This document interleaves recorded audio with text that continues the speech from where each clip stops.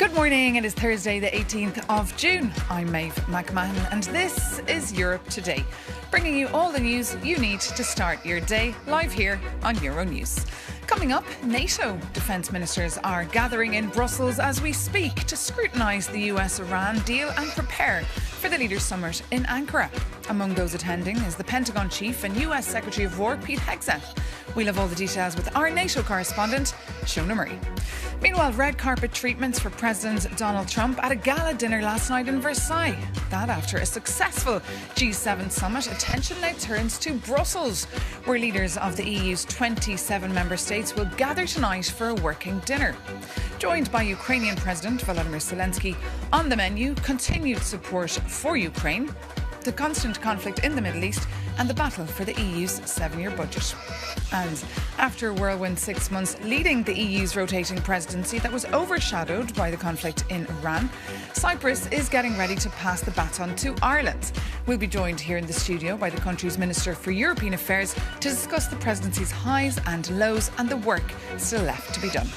But first to NATO, where defence ministers are meeting this morning, with the US Secretary of War Pete Hegseth joining his counterparts. The tentative US-Iran deal ending several months of conflict is very much high on the agenda this morning. Euronews' Shona Murray is following those talks for us and joins us now from NATO. Good morning, Shona. So a packed agenda in Brussels today. First, just bring us up to speed on what defence ministers there are saying at NATO with various press conferences underway.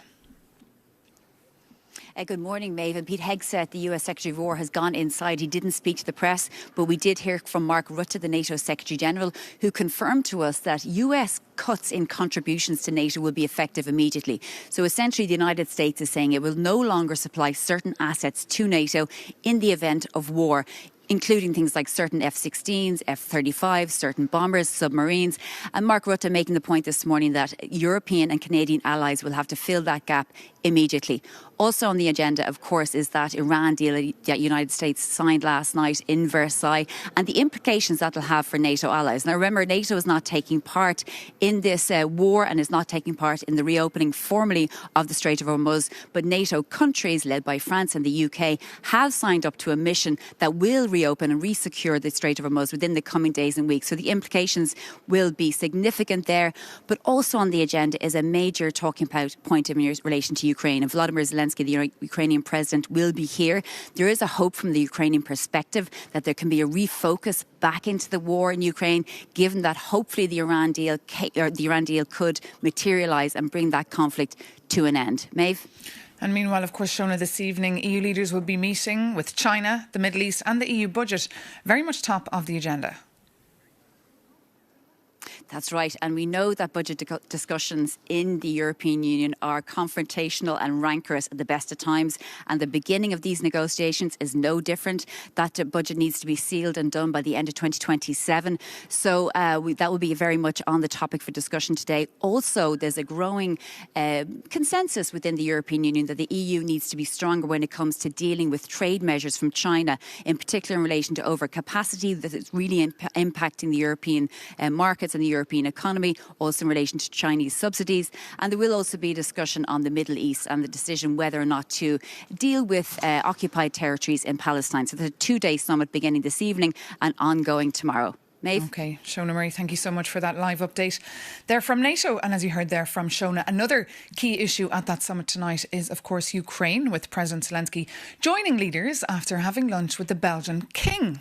For The View from Cyprus, who's held the EU rotating presidency for the past 6 months. I'm joined now here in the studio by Minister Mariana Rauna, Deputy Minister for European Affairs for Cyprus. Good morning, Minister. Good morning, Maeve. Good to have you here. To be here 12 days before the end of our presidency. I know, it's been quite a busy period for you, so we're thrilled that you made it here to Europe today. And of course, on the 15th of June there, you did manage to open the first accession negotiations cluster, the first step to these talks that can kick off for the Ukraine to one day potentially enter the EU. Do you hope, though, to open the next cluster before you end the presidency? Indeed, we had this milestone step in the accession negotiations of Ukraine as well as Moldova this week, the second accession conference, opening Cluster 1. We worked extremely hard to get to this day. We made it very clear from the beginning that supporting Ukraine on all fronts was a top priority of the Cyprus presidency. we were led to this milestone step after having done all the front-loading work, all the technical work on all the clusters. We completed them. We presented those results at the General Affairs Council in March. So do you want to open another one? So only 2 weeks to do it? We will remain ambitious until the very last day of our presidency, and we will work with all member states and make all efforts to have even more positive developments. That I can say. But not overpromising something that perhaps you cannot deliver. I cannot prejudge, but what I can say is that we are working on it and we will continue working on it. There is momentum that has been created by this accession conference, and we want to continue building on that. And your country is unique in the sense that you're the only EU country with a portion of its territory under occupation. How has that influenced your decisions when it comes to Ukraine?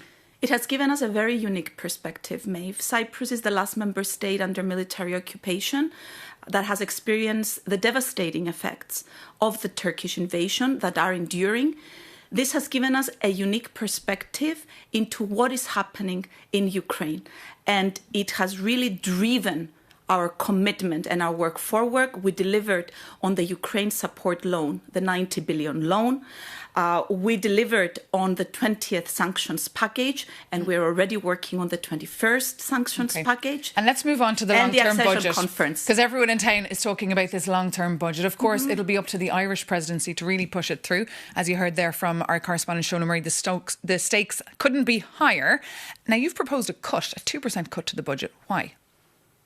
So this was one of our most demanding files, our most challenging files, and that made us work extra hard with transparency, with inclusivity since day one of our presidency.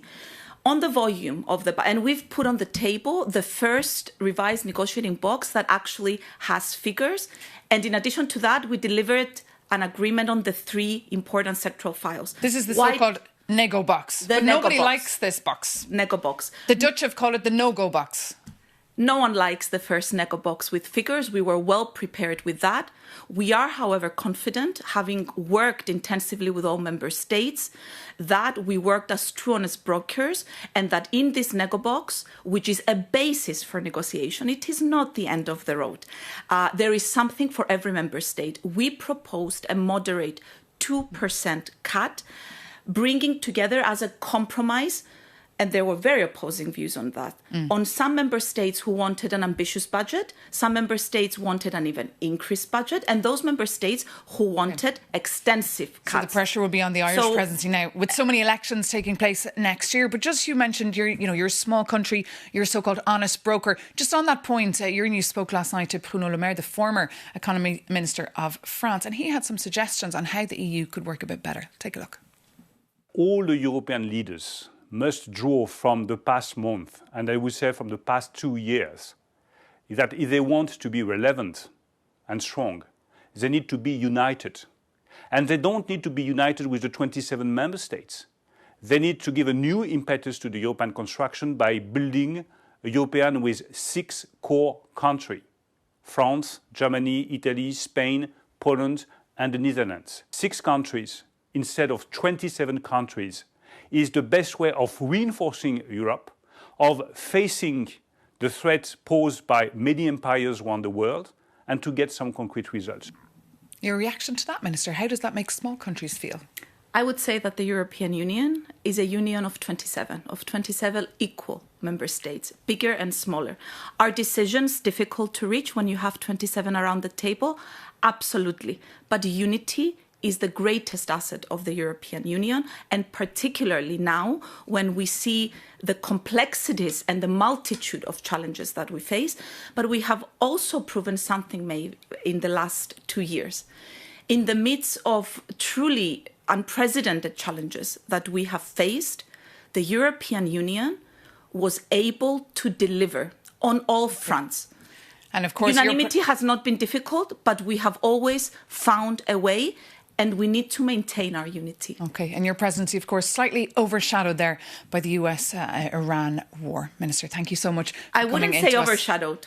Thank you so much for coming in to us. And just on that point of the US-Iran war, Pope Leo has welcomed the initial agreement that was electronically signed last night and is set to be officially sealed tomorrow in Lausanne, Switzerland. Lebanon, though, remains outside the scope of the deal. For more, we can bring in now General Ben Hodges, who's served as the Commanding General of the US Army Europe. Good morning, General. Always great to have you with us on the programme. Curious to hear your thoughts on this deal. Is anyone in Washington satisfied with it? Well, I think the president probably is, because it gives him some reason to claim what he has done and to hopefully put it in the rearview mirror, which were his words. I don't think anybody else believes that this is a good deal or sustainable or one that's going to last. NATO defence ministers, they're breathing a slight sigh of relief, as our correspondent reported just earlier. What's the biggest red flag, though, in the draft that you have seen? Well, you just touched on it. Lebanon is left outside of it. And, the Israeli objectives for this war have not always been aligned with the U.S. objectives for the war. And the Iranians can see that. And so the fact that Israel and Lebanon are not in the deal means that the potential for Israel and the Hezbollah to resume fighting is really high. I think that's one thing. The second thing, the Iranians will always be able to stop traffic through the strait. Again, they've discovered that they have their own nuclear weapon, and there's not much we can do about it. So we're in a much worse situation now than we were 4 or 5 months ago. And what if this collapses then? What's next? Well, the president said if the Iranians don't behave, then he'll resume bombing. I think he said that to threaten the Iranians, but of course he will not want to do that right in the last 5 months before the midterm election. So the Iranians actually are the ones that have so much leverage right now. The U.S. Navy has done a great job carrying out their assigned tasks. They could come back in and put the blockade back in, I guess. But this is exactly the thing that candidate Trump said he would not do. And now here we are. It's a mess of his own making. And our allies are correct to be cautious about getting sucked into this. But I would imagine there is some relief, at least temporarily, because people are concerned about the NATO summit coming up in just a few weeks, and they're hoping that the president doesn't blow that up. Indeed, Ben Hodges, temporary relief. I think that's a good way of putting it. Thank you so much for joining us here on the programme. And now for a deeper dive on what's happening tonight at the last EU summit before the summer break, here's our Jakob Janis. Forget the dry press releases. The real action at this week's European Council summit happens behind closed doors on this Thursday night. Council President Antonio Costa is gathering all 27 national leaders for an exclusive, high-stakes working dinner. Sadly, he forgot to invite a reporter. But that doesn't stop us from seeing what will be served on the multi-course menu. So let's pull up a chair and look at the dishes driving the debate. First is Ukraine. Leaders will hear from President Volodymyr Zelensky before discussing a major diplomatic milestone, opening the first formal block of EU membership negotiations for both Ukraine and Moldova. Next is global economic survival. EU leaders are confronting unfair competition from China, aiming to build a unified European stance against Beijing state subsidies and to stop losing out on trade before European factories are forced to close. Finally, there will be a bitter row over the next 7-year budget. Costa has delivered a blunt ultimatum. There will be no deal this year without new EU-wide taxes. And Brussels wants to raise billions through green duties, but also through fresh levies on big tech, crypto and online gambling. And the Cypriot presidency has pitched a compromise budget of 1.73 trillion euros. But the fiscal frugals like Germany or Sweden argue the total sum is still far too high. And there is a lot of political pressure to digest before dessert, especially as crushing energy bills from the war in Iran still hung over the table. Look, the official summit conclusions on Friday will no doubt look polished and uniform. However, the real messy fate of the European economy is being carved up across Thursday's dinner plates. And if history is any guide, expect the coffee to be strong, the knives to be out, and the negotiations to stretch long after the tables are cleared. Jakob Janis reporting for us there. And now it's time for our FIFA World Cup update.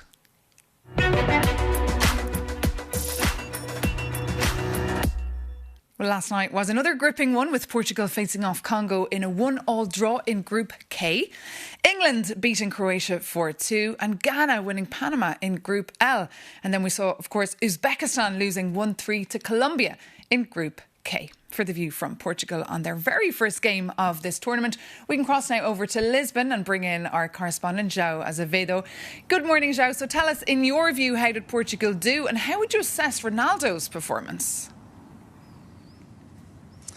Good morning, Maeve. Well, it was, given the hype around this Portuguese squad, which is seen by many analysts as the most complete ever, it was a major letdown for the thousands of fans who flocked to this square here in downtown Lisbon. Well, Portugal got off to a great start, with João Neves rising for a spectacular header that put the team ahead just 6 minutes into the game. But then the Democratic Republic of the Congo pushed through. They're strong physically and managed to equalize before halftime with their first ever World Cup goal. Cristiano Ronaldo, well, he was nowhere to be seen in the first 45 minutes, and when he came back out for the second half, he missed two clear-cut chances. He's now gone 10 games in a row without scoring a single goal at European Championships and World Cups, and the debate is over whether he should be dropped for the next game against Uzbekistan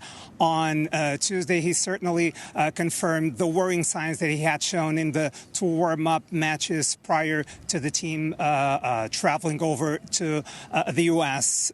Also yesterday, England was in action. They beat Croatia 4-2 with the country's star striker Harry Kane delivering two goals that were crucial to the team starting the tournament successfully. First from a retaken penalty, and then with a header from a corner. He was unsurprisingly named man of the match, and I think maybe that you got a clip showing the excitement of English fans, right? Absolutely. We sent our Adnan Lial to the streets of Brussels to hear some very excited England supporters. Take a look. This time we hope it's going to come home, obviously. Every time we do. It is coming home. Harry Kane, the big man, I think he's in the form of his life, so I think if there's a time to do it, it's now. Harry Kane will bring it home for England. Of course he will, of course he will. You'll see, sir. After that performance, yeah, go on then. It's coming home. Yes. Most definitely. Like, the game tonight was insane. Of course I think it's coming home. It has to come home. It's been since 1966. It's going to be immense if we win it. Like, the whole of England's going to be celebrating. 4 goals, 3 words. It's coming home. Go England! You can always rely on the English there for some entertainment. That was, of course, Adnan Lial reporting for us. And Joe, just tell us now, by now all the big global stars have already played in this year's World Cup. What's your overview on the superstars? How are they doing? Well, first of all, Lionel Messi, 2 days ago, he took the World Cup by storm, scored the hat-trick against Algeria, and became the oldest man to score a World Cup hat-trick. And he also secured the all-time World Cup scoring record, 16 goals, drew level with Germany's Miroslav Klose. So Lionel Messi, also France's Kylian Mbappe, Norway's Erling Haaland, England's Harry Kane, as we just saw, all 4 star forwards delivered important goals, and they played a key role in their team's opening wins. Cristiano Ronaldo and other big names, notably from Spain and Brazil, fell short. But you know what? World Cups are full of slow starts. This is just the beginning. We'll see how they respond in the next 2 group stage games. On a personal level, I hope Portugal can perform much better, and we'll be back, I believe. OK, João Azevedo, thank you so much for that live update there. And for more, of course, on the World Cup, visit euronews.com. We'll also have a live blog on the EU Summit taking place tonight. Take care, though, and thank you so much for tuning in to Europe Today on Euronews.